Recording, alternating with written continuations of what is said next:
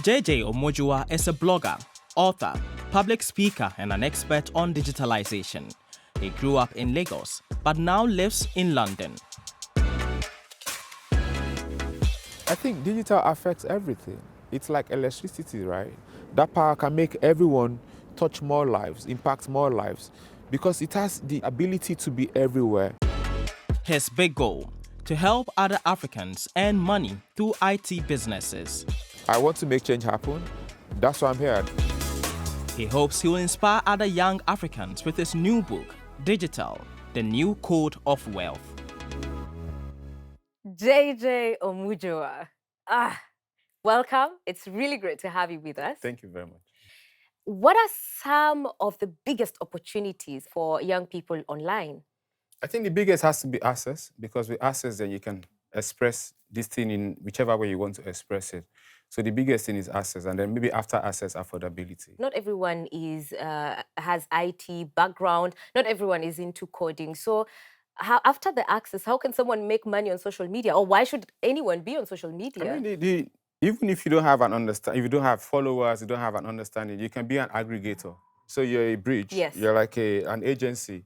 You collect a business from a company that wants to sell something on the internet, and then you connect them to the influencer or the marketer. So you don't even have to have an account to do that, right? Not to mention you setting up accounts for your own business, or you being the influencer yourself, or even creating platforms yourself. So the chains of opportunities are limitless. Now, you're one of the most successful bloggers on the continent. Does the number of followers determine how much you could earn? Or in the case of organic advertising, is that not a matter anymore? Really, the biggest deal is engagement. Engagement more than followers, because you can have 5,000 followers and have people engaging a specific issue, say flowers or headscarves or bracelets or jewelries, right? If you have engagement around that conversation, then you can attract business and opportunities because of that engagement. And at the same time, you could have a huge number of followers and not have engagement around anything that is worthy of a business's interest. And you have pointed out there are indeed many opportunities online, but there are also challenges.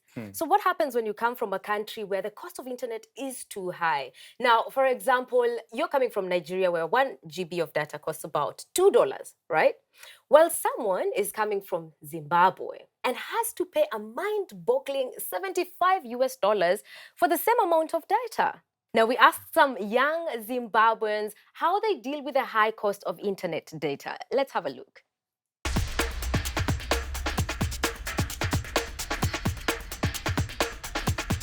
I think I've gone down from using 2 gig a day into using 2 gigabyte, per week. I always use Wi-Fi at work because I can't even buy data for myself. You look for Wi-Fi, for free Wi-Fi, like you go for Zoe Sport and other kind of networks. And you've had to hustle, and most of the money is now going to data because right now everything else is being done online. So it's pretty hectic. It's actually slowing down our work and our business. JJ, how can we overcome such challenges as high internet price? It's a tragedy, like just looking at the numbers. And even the $2 in Nigeria is mad, it has to be said. And then to imagine the $75 per gig in Zimbabwe, that's sad. I think what really needs to happen is government has to get out of the way, because the way it is right now, government is literally in the way of innovation and access to the internet. And when I say government getting out of the way, for instance, taxing.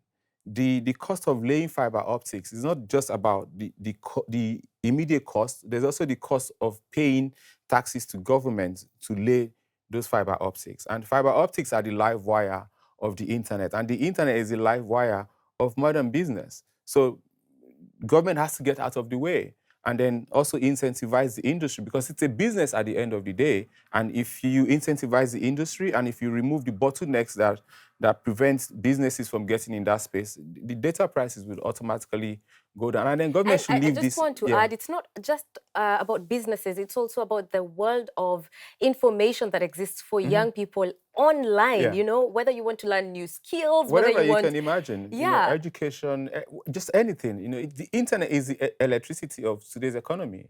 Now, is there a country that comes to mind as we are talking that could be a perfect example of a government that is working for the people when it comes to internet access and connectivity? I said Estonia. Estonia offers... In Africa. Okay, I mean, Estonia is a sadly beautiful in example. Africa, because you said perfect example. In Africa, that makes let's the start home. question difficult, because there's no perfect example with respect to that on the continent. All right.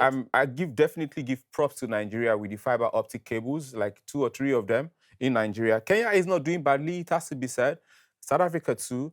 But as a collective, the numbers are bad, and the word perfect doesn't even come close to any of them. That's true. We are all striving for perfection. Yeah. That is indeed true. Yeah. Now, what is your digital dream of... what is your dream of a digital Africa in 2050? I mean, I think you already have digital dreams. First of all, let it be said that 2050 is short, but it's very long, speaking about digital. But I haven't said that. For me, it's about connectivity and affordability. Everybody has to be connected, because these are rights. These are rights to prosperity. They are rights to freedom of expression. And then, of course, affordability, because it's not enough to be able to connect. As with Zimbabwe, we just saw, it's also important that people can afford to be able to connect. Now, before I let you go, I need you to finish this question. To be successful on social media, you need to... engage, explore. There you have it. Thank you so much, JJ, for Thanks being for here. me. Now, tell us, is new media a promising professional field for you? Share your thoughts on Facebook and have a look at our YouTube channel.